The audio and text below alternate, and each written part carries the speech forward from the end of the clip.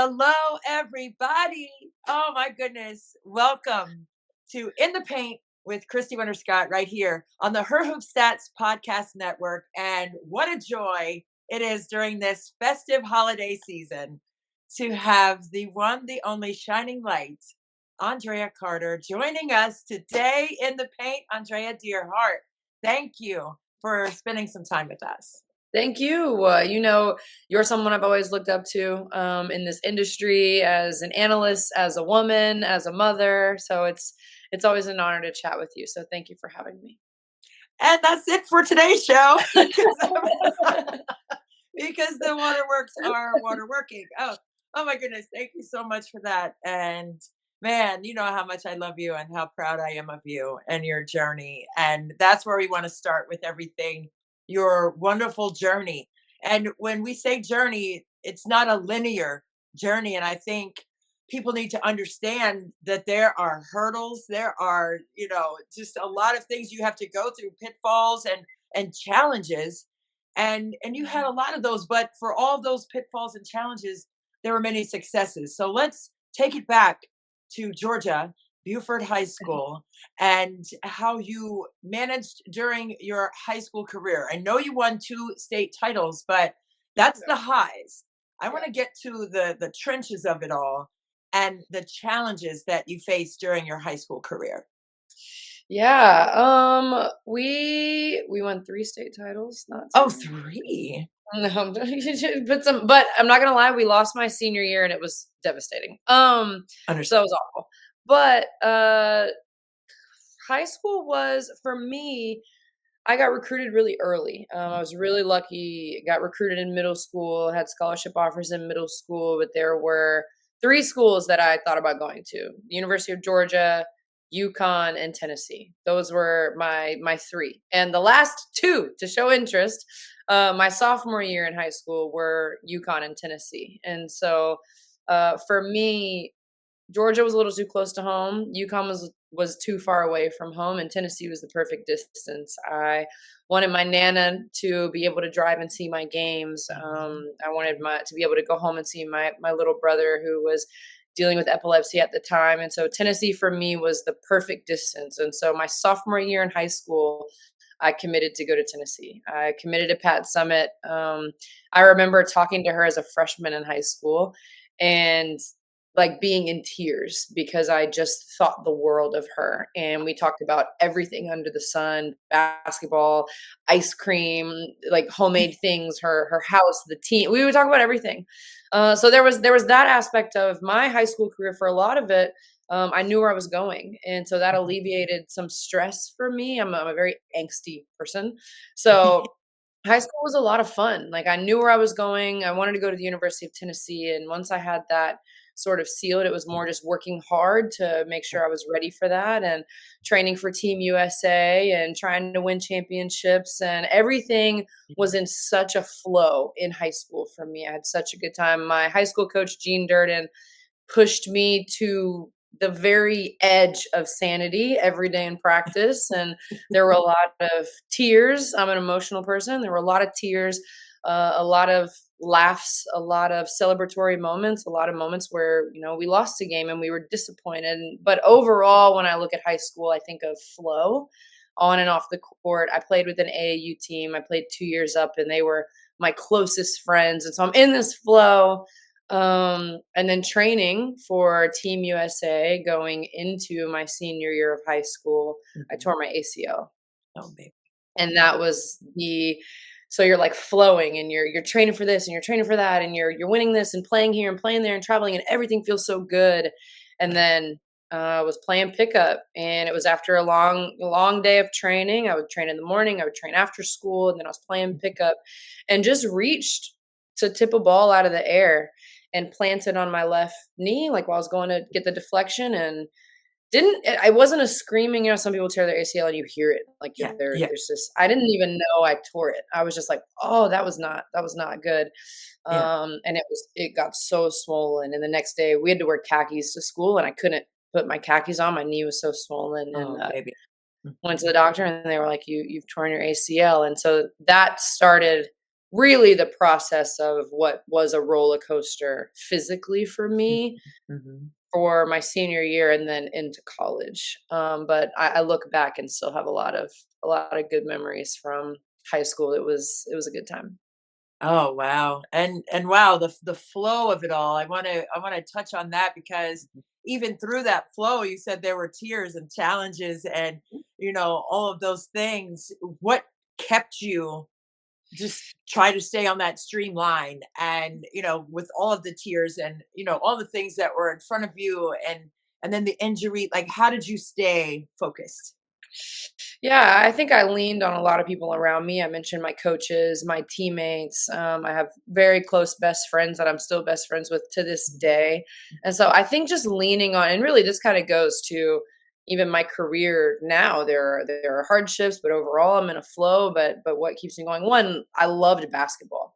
So for me, just loving the game so much, that was what I would lean on, and then loving the people around me. So when I didn't feel good within myself, I knew I felt good playing basketball and I knew I felt good around my people. And so those two things, as long as I had those two things, I knew I was going to be okay, and I knew there was always something to continue to work for or something to continue to push through for, were those things. And kind of the same thing now. I love what I do. There are definitely hardships, and I love the people around me. And so just leaning on that love and that passion and leaning on my people. Those are probably the biggest things for me. Oh, I love that. Same, Mhm, because let me see mhm. if the Yeah. heart things will go. Will they go? There they go. Oh, there we go. Look at See, I'm that. learning all these technology things. So, You got it. You but got it. but with your high school coach, Jean was also your multimedia teacher in the Yeah. Yep. classroom. Yep. What was that dynamic like? And obviously, you are a star on the stage and you get the job done and you are just concise and passionate and you can feel the love that you were just discussing. But when you were in high school and taking that class with your high school coach being the teacher, what was that dynamic like after class and then going to practice with them? It's actually really funny. I forgot for a while until one of my best friends, Bailey, reminded me. She was like, "You remember you used to be the news anchor every Friday morning in high school?" And I was like, "I completely forgot about that." It was me, my senior year, it was me and Nathan Staub, one of my good friends. He went on to play football in college, and we were in that class, and that was Coach Durden's class. And so Okay. throughout the week, we would put together the news show, or we would do different things and put this whole thing together throughout the week. And then, yes, I would have to go to practice after. And he was hard on me in class. Like, he was just hard on me at all times, but it always came from a place of love. And he also sort of always had the mindset like, okay, well, Dre will do it. Well, Andrea will do it. Andrea, can you do this, get it done this way. It's not good enough. So there was a consistent level of pushing me no matter where we were, whether in the class or on the practice court. But there was also a consistent level of support. Like if I needed to go to him, I could leave another one of my classes and go to his class and not talk about our classwork, but talk about whatever I needed to talk about. So there was always this balance of he is driving me crazy and I need him. So there was always that with him. I love that. I love that. And then, I'm just going through what you said in that first segment, and you said you were recruited and you wanted to go to Tennessee because it was like that happy medium and the situation with your brother and his health and Pat Summitt. I want to talk about Pat because we love Pat, and I personally, as a competitor, we lost to Tennessee in the Final Four, so I'm wearing the orange for the WNBA, but also for you. Yes. But Go Lady still, Vols, like got it. every Yep. March Madness, the Rocky Top song, man. I told Candace Parker that too. Like that Rocky Top song still, cuts me deep. But the reverence that I will always have for my life for Pat Summitt is immense. And how you were talking about how you just talked about everything with her and how she was just so real and how you just connected.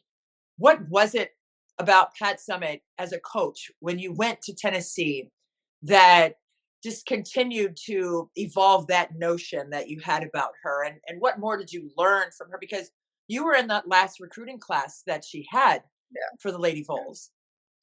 Yeah, Pat was incredible, and the majority of my relationship with her was through recruiting and through high school. And I think for me, I always felt her level of toughness and the standard that she would hold you to, but then also the level of care that she also had for me. I felt those two things at all the time. Like I always felt like I needed to live up to her standard and play up to her standard, but I also felt like she would care about me and help me get there. And, my senior year, well, before my senior year, when I tore my ACL, she was so supportive and she was there for me and she understood. And she, of course, still let me go to the University of Tennessee, sign my national letter of intent.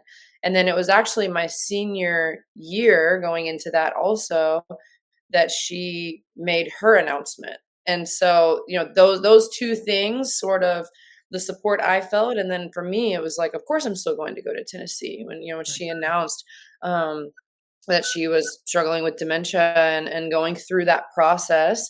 And she called me on the phone to tell me personally. I think she called all of the recruits Right. because we were going to Tennessee and it was something that we needed to know and something that could affect our decision. And just those things, the support I felt from her, the phone call I got from her, and then my freshman year in college was her head coach emeritus year. So Holly took over, Holly Warlick takes over. Pat Right. was still around that first year. Right. And just another example, so I start playing my freshman year. I'm playing a ton of games, Right. injured my shoulder, I tore my labrum and I had to have surgery and miss the rest of the year. And I remember being in the circle with the team before practice and Pat was standing right next to me. And Holly made the announcement to the team that I wasn't going to be able to play the rest of the season. And I'm in tears and everyone's sad. And Pat was also in tears right next to me because she Mhm. was sad for me. And so that is just another example of the Mhm. love and care that I got to feel for Pat. And obviously, we lost her while we were in school. Right. We sadly lost her, and just being there, even at her memorial service, and all the Lady Vols that came back, and all of that, it was um, heartbreaking, but really special to get to know her and have that relationship with her for the time that I did. I'm really thankful for it. Oh my gosh. I remember that time. I think I had the game at it was at Virginia and during her last year, not the emeritus year, but probably during your senior year. And Okay. I talked to her then, and she was always just so gracious. My dad was going through some health things, and and I was talking to her about that because you could, like you said, talk to Pat about anything. And so the bus was outside, and I was talking to her outside the bus, and I just remember she just said, "Well, God bless you, and God bless Mm, him." And oh, that's going to take me a little bit, but she, excuse me, she was always like that, right? She was always displaying that level of empathy, yeah, and for as fierce as she was as a competitor, she was as compassionate yeah, as a person you would ever want to meet. So I concur with that notion you said when she was yeah, crying when you were talking about your shoulder, and just that level of connectivity and connection was very different and very special and sweet. So I'm glad you had that time with her and you were able to be touched by her. But if there's one thing that she taught you during that brief time of being recruited from middle school on yeah. to Tennessee, what would be the one thing that you are still carrying forth that she taught you? Yeah.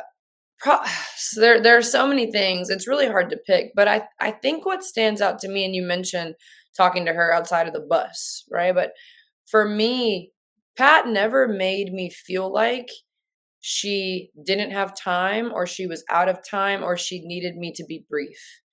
And that's probably the biggest thing for me because I am obviously not on the level of Pat Summitt. I will never be, but I think we get so caught up in feeling like we don't have time, right? Oh, I don't have time to do this. I don't have time to do this, or oh, so and so wants to stop me, but I'm walking into this meeting, and so you almost give off that you're rushed so that they end the conversation quicker. Yeah. And Pat never did that. Pat never Mhm. felt like or never made me feel like she was out of time. And actually remember they played at the University of Georgia. Can't remember what year I was. I was in high school probably, and watched them lose at Georgia. And after the game, Pat was still signing autographs and talking to fans and just connecting with everyone that was there, even Georgia fans. And, there were her people trying to be like, Pat, we got to go, we got to go. And she was just like, no, there's a line here. And it makes me think about there are times, after a show or something, and there are a lot of people that just want to chat or they just want to connect with me. And, there might be security. And of course, they're just looking out for me. They're like, Andrea, we can Sure. get you out of here. And I'm like, no, it's okay. I have time. And you see the reaction people get when they're like, oh, sorry, I know you're busy. And you're like, no, it's fine. I have time. And they're like, oh, and it almost helps them relax a little bit. Yeah. Um, last story I'll tell with Pat, because I could go on and on, but the first conversation I had with her, Mhm. and I've told this story before, but I answered the phone and I remember being like, hey, Coach Summitt. And she said, hey, player Andrea, you can just call me Pat. And so just immediately kind of breaking down that wall that I felt like was between us and putting me at ease. And she never had to do that because she's Pat Summitt. Was the busiest and always on the move. And like you said, so fierce, Yeah. but also so soft. And I Yes. think moving with that level of softness and patience and being able to connect to people while also maintaining a high standard and being fierce and being competitive and passionate, that balance is something I try to have throughout now my journey of being able to connect to people and talk about the game. Oh my goodness. Well, you definitely exude that for sure. And, Pat was a Gemini, so I'm a Gemini. So there's that fierce and then not so fierce side, So Oh yeah, I you completely Geminis, you all stress me out a little bit, but that's okay. right. Gotta have both. It's a good thing. But with that being said, your career at Tennessee, you had that injury in high school, and then you were talking about your shoulder injury. You came back. You were rookie of the year in the SEC your sophomore year. SEC, all SEC team, all SEC, yeah, All SEC SEC rookie team. rookie Okay, team. Yeah, yep, your second season. So you came back, yeah, got that done. We're thriving, and then at the end, was it your junior year that there was yeah, another injury for you? yeah, And I know, having gone through the ACL situation with my daughter, I know what that journey is like. mhm, And then the shoulder situation, and then the junior year. What was that about? And the retirement. How did you come to that yeah. decision? And what did that mean for you? Yeah, it was so basically senior year in high school I tore my ACL. I came back from that to play at the very end of my senior year in high school. And in our state championship tournament, I dove into the bleachers to save a ball and that's when my shoulder first dislocated. So that was my senior year in high school. We popped it back in place. Went the whole summer at Tennessee, was starting as a freshman, playing pretty well like for a Yeah, freshman. yeah, And then I went up in the Miami game, kinda got my feet clipped and landed on my shoulder again. So this is my freshman year, and that's it just kept dislocating at that point. Like, I'm playing and it just kept slipping out, kept slipping out. yeah. So, decided to shut it down, had shoulder surgery. So then now fast forward to my sophomore year, which was my redshirt freshman year. It was my second year on the team. Again, I'm playing well, feeling good, and I tweaked my knee my sophomore year early. It was in practice. Okay. And they were like, your meniscus is partially torn, but you can play on it if you want to keep playing. Like you can play. And I was like, no way I'm missing more time. Like I Right. don't want to miss more Yeah. time. I can't do it. So I played that entire season and our point guard ended up having some injuries and so I had a little bit more of a load and I'm just trying to figure it out. I'm having so Mhm. much fun and my Right. knee is I'm feeling it but not when I'm playing. I'm not feeling it at all when I'm playing. I'm Of feeling it course. more when the game's over. And Right. so then we get through that year and they look at my knee and they're like, "Oh, this is way worse than we thought it was going to be." So basically my meniscus, what was maybe a slight tear, just throughout the year of playing and the way that I play, it just tore way more than they thought. And Oh, so we tried to fix that with like a scope surgery. Then I'm playing through my third year on the team. So it's junior year, but really it's my sophomore year. Kind of missed that whole off season. I'm in a knee brace. I'm trying to play, but the pain at that point, and this is when Toradol shots were a thing, and that's I'm feeling horrible. Like I'm playing on the court, but physically hurting all the time. I'm not getting up extra shots. I missed the off season. Yeah. Couldn't even produce. I could play hard, and that became my role in the team, and I almost just, I don't wanna say I succumbed to that role, but I just completely committed to it because I didn't feel good offensively at all. I couldn't get in the gym, I couldn't put in extra time, and Right. so offensively, I was feeling like a liability, and the only thing I felt good about was defense, and that's what I, hung my hat on, to be out there Right. on the court. So then I had a 5th year to play, would have been my 4th year playing, had a Mhm. 5th year on the team, and the doctors look at my knee, and they're like, "You," essentially what we would do for this would be a knee replacement. And Oh, mind you, I'm low 20s, and they're like, "Or you can not have a knee replacement, probably be really limited in practice and mm, just play in games." And for me, I'm like, I already feel terrible. I yeah, already don't feel confident. I don't feel good. I know what I'm supposed to do. I understand the game, but my body is not working. My body's yeah, not working for me. yeah. I don't want to not practice and then just play in games. I already feel like I'm not helping my team the way Mhm. I could. So all of that, and they were like, if you want to have an adult life that's active and put off a knee replacement until you're older, you need to stop playing basketball right now. Oh my god. And that was hard. I was emotional. I had a really hard time with it. Luckily, I got so much support from the University of Tennessee. Yeah. I had started my master's program in my 4th year on the team. Tennessee basically still covered my 5th year, even though I wasn't on the team. I Um, finished my master's and I started a very difficult path of figuring out life after basketball, that has now, through a lot of ups and downs, gotten me here. But it was a hard journey in college because my body never caught up to my mind, and my mm, body never caught up to my spirit or mhm. my soul and my passion for the game. My body could never get on the same page. And that's I have a lot of respect for athletes that get there through a multitude of surgeries. Dejanay Carrington's story is always really special to me. She had a ton of surgeries, and now look, she's thriving. But for me, the angst of not knowing if I could do it or if I could be a pro, and the pain and all of that, for me, I was like, you know what? I am gonna go in a different direction. I can't do this mental tug of war anymore. I Oh, didn't have I didn't have it in me to do it. yeah. And now I'm Oh man, what a journey that is because I mean that's a testimony number one because although your body didn't catch up like you said to your soul and your spirit, but now your soul and spirit is on full display and your yeah, passion thank has led you to this point. And first of all, that's going to help somebody today, you. Mhm. right? Just hearing that it's okay to give up the good for the great, right? Yeah. It's the good for the great shot. And and, Mhm. and I man, I just have so much respect for you for sharing that because that's as a competitor, that's tough to tap into and admit, right? Yeah.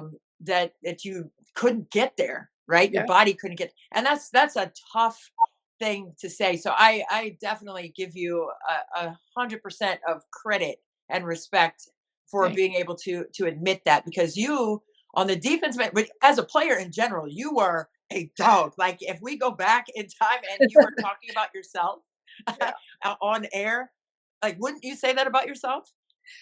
Yeah, probably. Yeah, dog, hustle, heart, fight, All that. probably needs to shoot some more shots. But yeah, I would be very critical, but also very much would talk about the Yeah. hustle, and that was my role. That was it. And luckily, we had a lot of people that could hit the shot, the great shot. Right.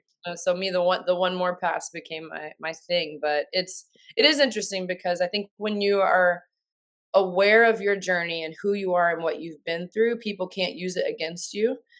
So I'll have Oh, people, and you know how it is on social media. They're like, "You yeah. averaged 6 points or 8 points," and I'm like, "I know. That's why I'm on TV. Like I know that. I know this already." And so I do think that it took a long time to Oh, understand it and to yeah. process it. And for a while, I didn't even think about it. I just, but through a long journey of reflecting, I think understanding my journey helps me now. And I understand when I'm talking about these players, I hope I speak to how difficult what they're doing is, You because do.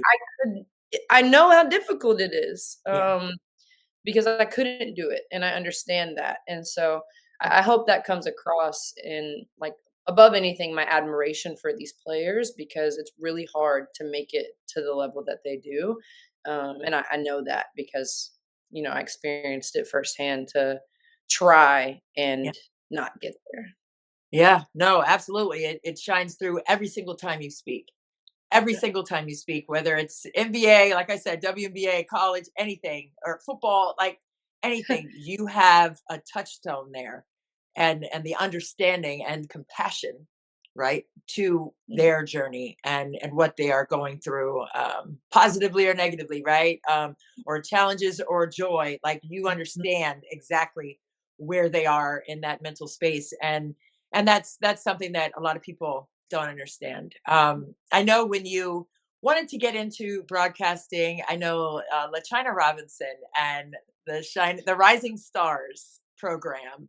I know Mhm. she connected us in that when you first started out, and you were just so sweet. I remember that, and you were talking about doing sidelines. I think you started with football initially, Yeah. and what was that process like? Just connecting with LaChina.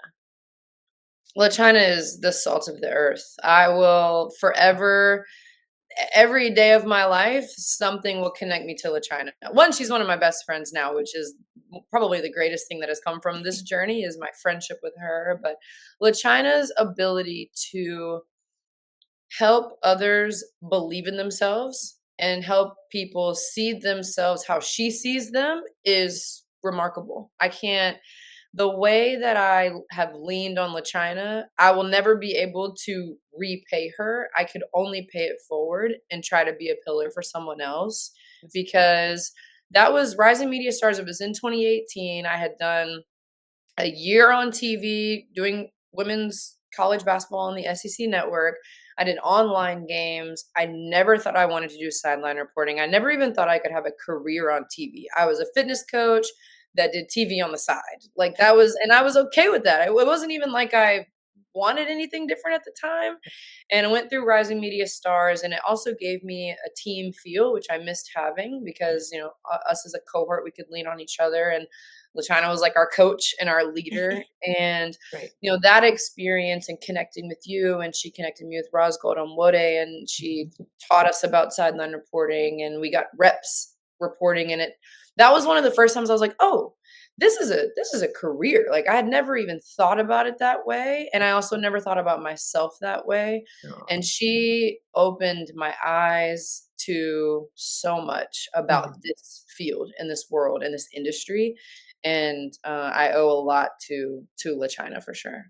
Oh, beautiful. Yeah, I recruited her when she were in the DMV, so Oh, we go way, way back, but I'm okay. so proud of both Okay. of you. So, just a lot of love in those connections. That's what you're talking about, the Oh, yeah. friendships that you have, but it's all based on team Mhm. and what that means to you. And that means so much. And speaking of teams, you are, I don't know if you're the only one, but I know you're one of very few sports journalists who signed a Nike contract, and you're Yeah. doing some modeling. I've seen it. You look good, girl. You look so good. You Thank got a workout in today and everything. You you. get it in. Like Yeah. I love it. But the Nike contract, how did that come to be, and how are you thriving in that space right now?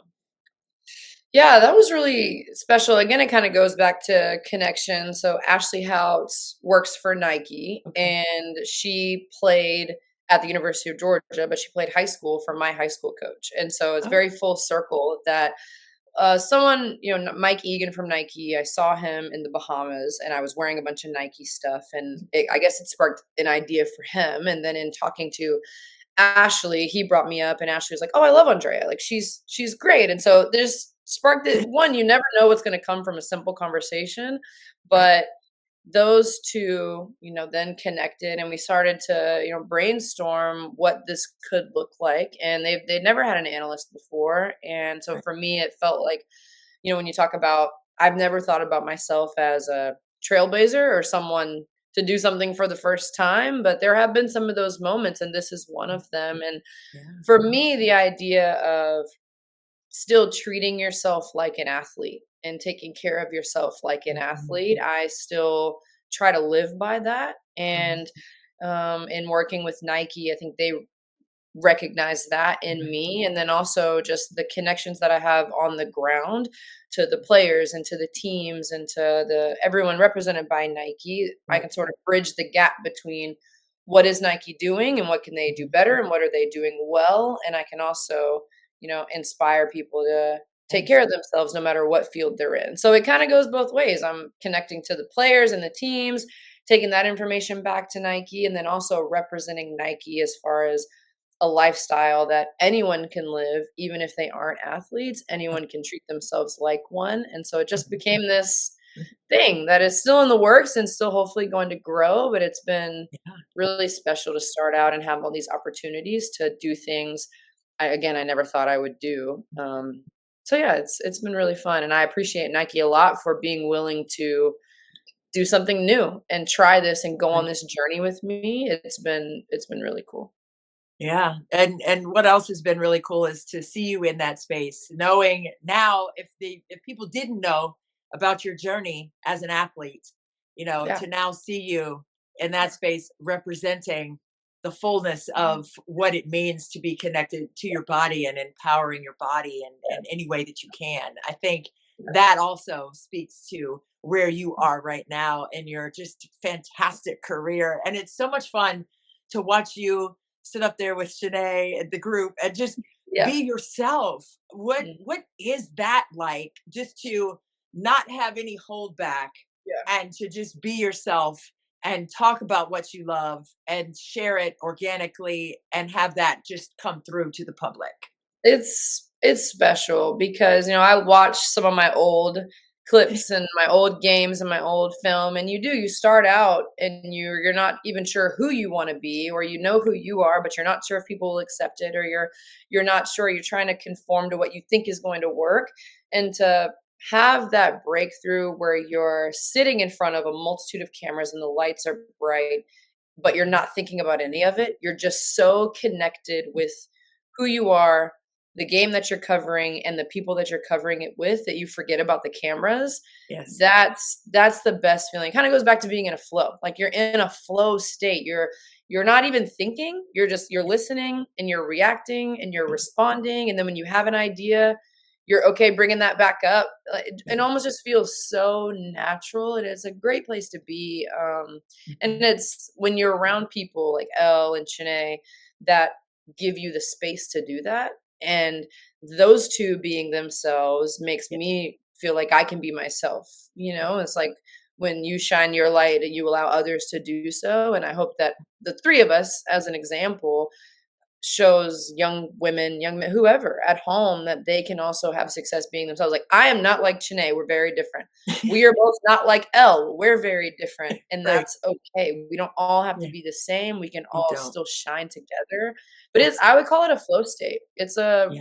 when you're in that space where you can fully be yourself on TV and not even think about how many people are watching or how they're going to receive it. You just trust yourself that much and you Yeah. trust the people you're with that much. Yeah. It's like you're in a flow. It's almost like when I realized I could work at being an analyst in a Mhm. similar way I could work at basketball, Right. that's when I was like, "Oh, I love this." And now thinking about a flow state, you have that as an athlete. I feel it as an analyst and I'm like, "Oh, it's a good feeling."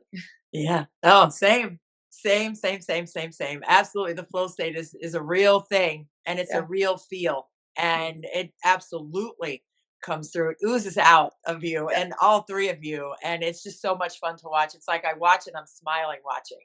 Yeah. I'm laughing at you guys because you guys are dapping each other up there and thing. I'm like, yeah, and I'm fired up watching you. So Mm. it's definitely there and it's definitely real and it's definitely so engaging and so much fun to watch you in that space for a myriad of reasons as we've discussed, but it's the representation for me, Yeah. for the next young women who want to aspire to be, and regardless of what pitfalls or whatever hurdles they face, they know they can get there because they see you all there. And I Oh, think that is a major, major deal. That Andrea is a major, major deal. And you may not feel it fully on right now, but I'm just here to tell you that that's exceptional.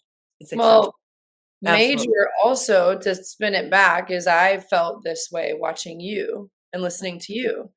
So your games, your analysis, your joy, the things that you see on the court, I'll be like, "Oh my gosh." Either I saw it too, so I'm excited, or I didn't see it and I'm like, "Oh, I'm gonna look for that next time." But, Oh, you know, baby. watching and listening to you, I could see myself in you and hear the joy, and, you know, you're a former player and I'm a former player, and there are just so many similarities. So I hope when you watch me, you also think back to the person and the analyst that you are, because you are so important for me and my journey. So thank you. Oh boy, oh man. Oh, ooh, boy, I don't know if I could say another question because ooh wee, but I do have a couple more. Let's just reel my emotions back a bit. But thank you for Yeah. that. I appreciate that very much. Um, but when you are up there and speaking about the game that is women's basketball right now, and how it has evolved, not only since you've played, but what do you see for the game moving forward? And we've already seen the WNBA as the biggest growth in any company in the country right now. I saw that and I was mesmerized by that. I was just at Iowa State the other night, 15,000 people at Carver Hawkeye Arena, and everyone was thinking because Caitlin Clark graduated and they had two runs to the championship game that there'd be this complete fall off. Not the case. Not the case. Mhm. They've sold out yet again all the home games at Yeah. Carver Hawkeye Arena. So, what is it about the game right now that has everyone else mesmerized in this moment? I think it's everyone realizing what we have always known and what we have always seen when it comes to this game and the women's game. It is how competitive it is and how much fight there is and how much Mhm. strength these women play with, and the speed and the intensity and the energy. When you see a group of women show that level of intensity and fierceness and togetherness, it just hits, and people are just now realizing it, which is fine. Welcome, everybody, welcome. Let's enjoy this together. Okie But dokie. I think there is something special about the way that Mhm. all of these women are playing and Right, performing and right. putting on a show, and it just I also think in the women's game, specifically in college, we can build more stories throughout Mhm. these college careers because the most talented players stay longer. Yes. You know, there's not the one and done rule, which it could change in the future. Who knows? Maybe it's a two and done, or maybe it's a three and done. I don't know what it looks like in the Yeah. future, but right now, you know, someone can come in and watch a game, and we're telling stories about a senior who is the best player on the Yeah. team and her journey, and people can immediately attach to that. Yeah. And there's so many storylines in the women's game, and then those storylines then go with them to college, or then go with them to the WNBA. And so Mhm. there's more storylines and there's more depth. You're telling a story about two women in the W that played each other 6 times in their college career and played each other in the Right. biggest moments when they were both seniors, and they were, you know, so there are so Right. many storylines Mhm. in the women's game, Mhm. and so many players who have stories to be told that have been built throughout their careers, that I Right. think when people come in, even though they're coming in late, there's still a lot to Yeah. latch on to, Yeah. and that's what we've seen, and it's been amazing. So I think that, and the women's game has also just evolved so much, the way that these young women now are training, like in high school or even in middle school, but you have high schoolers training to dunk because they can see that women dunk. So even the way people think about athletes has changed, and Right. women are now training for speed and power and Yeah. athleticism, and you know, dunking is the best example. So I think our game has evolved. It's gotten faster and more explosive and even more skilled, which makes it even more fun. So it's a great time for all these people to come in. We have so many storylines, we have so much skill set, so much passion, and these, I think all the women too know what an important time it is, Yes. and that's the way it seems like they're playing. Like, they know how important this is, Yes. and they play that way. Yeah. It's almost like taking the baton. It's like Mhm. this era of women's sports, not just basketball, but Yep. everything, soccer and all. it's like the baton has been snatched up Yep. by this era and they are sprinting with that thing. And I love it. I'm just like, Yes. losing my voice screaming for them to just be successful and stay in the forefront and keep it moving. Like we're not finished. And there's just such Yeah. a moment right now that there's so much respectability that should have been there all along. Okay. But Yes. the fact that Yes. social Yes. media and, we've gotten to pull the curtain back and to see the underbelly of the hard work that it takes to maintain this. I think for me, I just have pom poms. I'm just like, just go, keep going. Like we're Yes. not done. Like this is fun where we are. The charter flights for WBA, there are moves that are being made, and we love that. But let's not settle. So let's make sure that our younger women understand that they have a huge responsibility not only to live and thrive in this moment that was created by many Yeah. shoulders Mhm. ahead of them, but Yep. now they have people wanting to stand on theirs. So what are they going to have their legacy be? So for me, it's so imperative Yeah. to have understand this moment, not for what it brings to them in the Yep. moment, but what it could carry forward in the moments yet to come. And to have a daughter in college right now and to see how different it is for her to experience Yeah. this moment, and it's up to her too. Like those next Mhm. kids that are in elementary and middle school right now who are watching them, listen, you got to show them that we're not done. And for them, Yep. when they get to where you are, they're not done either. And we have just a huge road ahead. Yeah. I can just preach. My dad was a preacher, so let's just say, it truly means so much to me Yeah. to have that be at the forefront of what this groundswell has been in women's sports. Like, let's just not say, okay, good, here we are, but we were talking about good to great. That's Yep. where we go with this. And I'm not going to hold you much longer because I just want to just give you one last question. And it's going to be like what you were saying about how middle school women are playing and how they're developing their talent in their game. And we saw the dunk in South Carolina. That's not Yeah. her first dunk. Like she's been No. doing that. But the fact that it was, on everything, top 10, on all the social media sites and all, which was great. And it was exciting. And, you see Leah Boston dunking with her in the background. They captured that after the next day. And I was like, oh, yeah, that is her back there. Look at her. Yeah. But it's like, in those moments, there's been some talk about lowering the rim and all that stuff. I'm going to let you go with it, and then I'm going to tag on. But what's your take on that notion? I mean, after seeing, dunks occurring, it's not like, Yeah. go ahead. What do you think on that? I hate the idea of lowering the rim. There's nothing that makes me more mad than thinking about lowering the rim. So for me, we do not need to lower the rims. We will have more women dunking in the future. We had women dunking in the past, like Ashlyn probably dunked or thought she could dunk or believed she could dunk because she saw Candace Parker dunk. And Candace Parker's dunk probably didn't spread the way people would now because we didn't have social media back then. But had we had social media back when Candace Parker dunked, there would probably be more young women believing that they could dunk. And so now we're going to see more athleticism, more dunking, we're going to see all of that. But our game is so good right where it is. So if you're too impatient or you don't appreciate the skill and the play and the way our game is right now, then we don't need you here anyway. Our game is great right where it is. Also, if you lower the rim, everybody's shot's going to be thrown off. So you might see more dunks, but you're going to see clank, clank, brick, brick, brick, because everyone's going to have to adjust to lowering the rim shooting wise. So we'll keep our game exactly where it is, and we will continue to grow our game. We've already seen exponential growth in the WNBA, in women's college basketball. There is no need, in my opinion, to lower the rims. I don't like the idea of it. I don't like the talk of it. I think it's a really cheap way to evaluate the women's game. And as soon as somebody says it, I probably dismiss them immediately. Like, there's really nowhere else to go with me once you're like, I just think they should lower the rims. I'm like, well, I think this conversation's over.